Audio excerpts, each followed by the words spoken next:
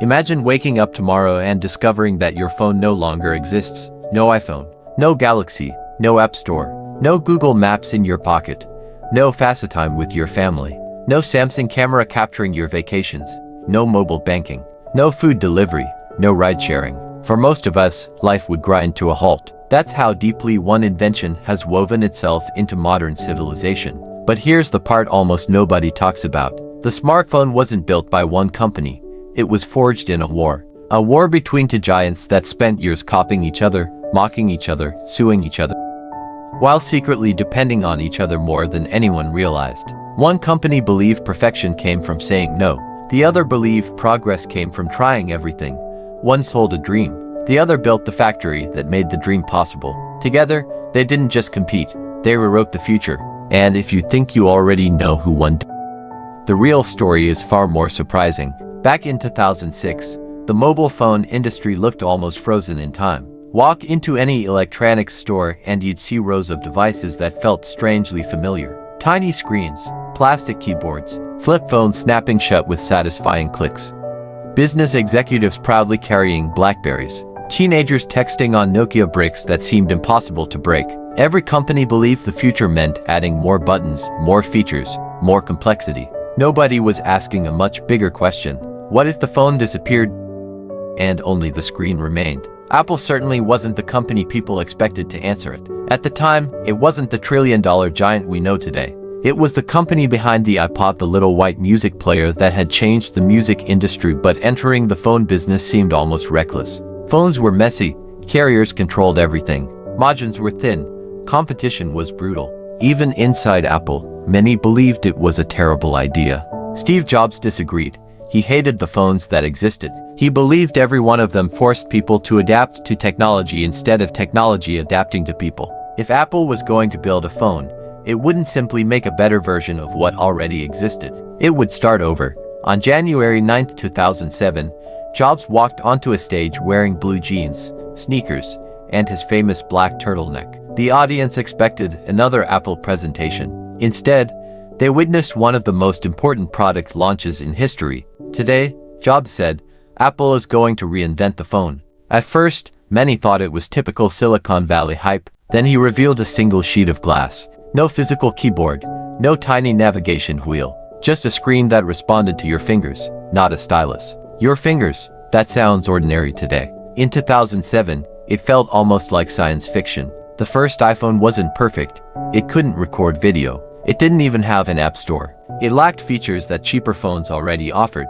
But somehow none of that mattered, because Apple wasn't selling a list of specifications. It was selling a completely different vision of what a phone could become. And almost overnight, every phone manufacturer on Earth found itself chasing a target that hadn't existed the day before. Among those companies was Samsung. Now here's where the story becomes interesting.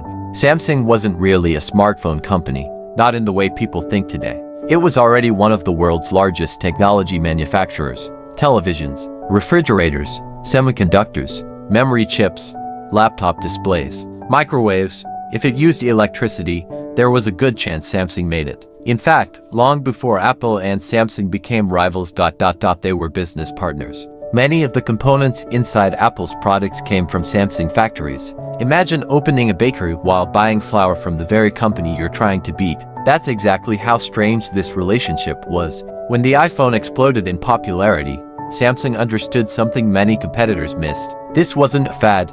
The world had changed. Instead of trying to protect the past, Samsung sprinted toward the future. Unlike Apple, which released only a handful of carefully designed products each year, Samsung moved at breathtaking speed. If one idea failed, try another. Bigger screens, smaller screens, plastic phones, metal phones, stylus phones, curved displays, dual cameras, triple cameras, foldable displays. Some ideas flopped, others quietly became industry standards. By 2010, Samsung launched the first Galaxy S. Consumers noticed something immediately.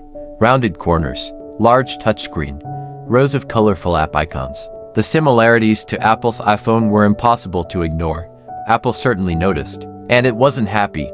In 2011, the rivalry exploded. Apple sued Samsung, accusing it of copying the iPhone's design, software, and user experience. Samsung fired back with lawsuits of its own. Suddenly, Engineers weren't the ones battling anymore. Lawyers were. The legal war stretched across more than 10 countries. Courtrooms became battlefields. Executives testified. Prototype phones were examined like crime scene evidence. Millions of pages of legal documents piled up. At one point, Apple won more than $1 billion in damages from Samsung in a U.S. court. The number would later shrink after appeals. But that was never the real point. Apple wanted the world to believe one thing. The iPhone wasn't just another phone. It was an invention worth defending.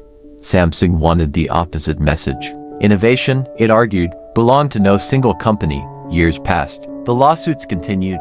Yet behind closed doors, Apple kept buying billions of dollars worth of components from Samsung. The irony was almost unbelievable. Every time Apple sold another iPhone, Samsung often earned money too. Their factories produced memory chips, displays, processors. The two companies were fighting with one hand and shaking hands with the other. It was one of the most complicated business relationships ever created. Then the battlefield moved somewhere even more public. Advertising. Samsung spotted an opportunity. Apple fans had become famous for camping outside stores before every new iPhone launch. People waited overnight, sometimes for days. Samsung turned those lines into comedy. Its commercials portrayed Apple customers as loyal followers willing to accept anything. Need a bigger screen? Galaxy already has it. Need multitasking? Galaxy does that too. The ads went viral. For the first time, Apple wasn't just competing on products. It was defending its image. But then something hilarious happened. In 2016, Apple removed the headphone jack. People couldn't believe it. Reviewers called the decision arrogant. Social media exploded. Samsung joined the laughter. Its commercials openly mocked Apple for forcing customers to use adapters. The jokes spread everywhere. Then, only a few years later, Samsung quietly removed the headphone jack from many of its own flagship phones. The internet never forgot. History repeated itself again when Apple stopped including charging bricks inside iPhone boxes. Samsung mocked that decision too. And then, it made the exact same move. The rivalry had become almost predictable. One company introduced a controversial idea. The other laughed. A few years later, both were doing it. But while millions argued online about ports, chargers, and adapters, a much bigger battle was unfolding. Who actually understood consumers better? Apple believed fewer choices created better experiences. Its lineup stayed remarkably small. Each product was designed to work seamlessly with the next. Buy an iPhone. Soon you'll probably own AirPods, then an Apple Watch, then a MacBook, then an iPad. Leaving the Apple ecosystem becomes surprisingly difficult not because you're trapped, but because everything works so well together. Samsung chose the opposite philosophy. Choice. Lots of it. Want a phone under $200? Samsung has one. Need a phone with a stylus? Samsung has that. Prefer a gigantic screen? Samsung built it. Want a foldable phone? Samsung spent years making that possible. Apple is like walking into a Michelin-star restaurant with a carefully curated menu. Samsung feels more like the world's biggest supermarket. Almost anything you want, you'll probably find it. Here's what makes this rivalry so fascinating. If you only looked at sales, you'd think Samsung won. For many years, Samsung shipped more smartphones than any other company on earth. Hundreds of millions of devices. Market leader after market leader. But if you looked somewhere else, the picture completely changed. Profit. Apple often captured the majority of the smartphone industry's total profits despite selling fewer phones. Think about that. Imagine two coffee shops. One serves twice as many customers. The other makes most of the money. That's Apple's business model. It doesn't try to sell everyone a phone.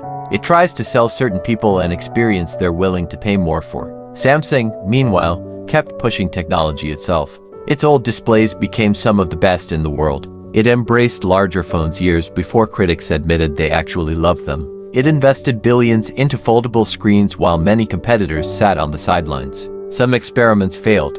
Others quietly shaped the future. Meanwhile, Apple became famous for something entirely different: patience. Apple rarely rushes to be first. Wireless charging. Others did it first. Large phones. Others did it first.